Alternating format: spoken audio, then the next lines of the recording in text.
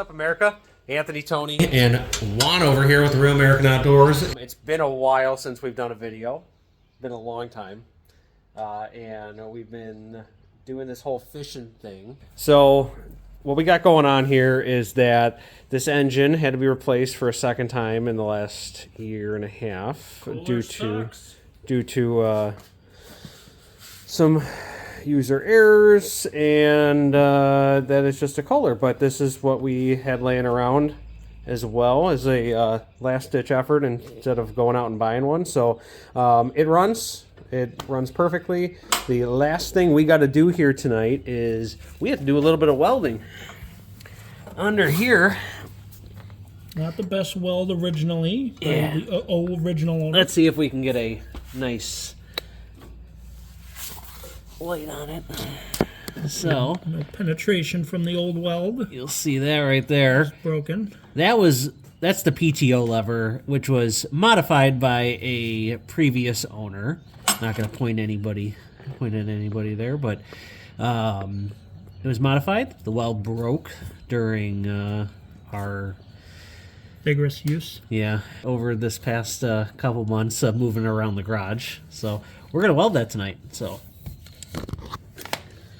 let's get to it.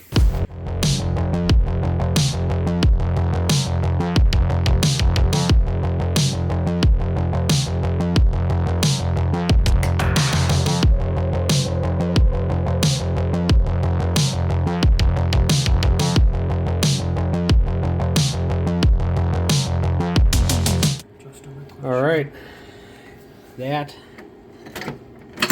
is working. We got it all done. It's ugly.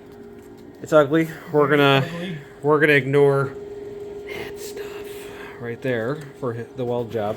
But Harbor Freight, Chicago Electric to the rescue for the good old case 446, and I think we're ready to start mowing and throw on the rototiller. All right, guys, that's it. Quick, short video we had of the case 446 here. We're going to still mess around with it a little bit more, but it's ready to go for the year. Guys, we are back doing some videos now.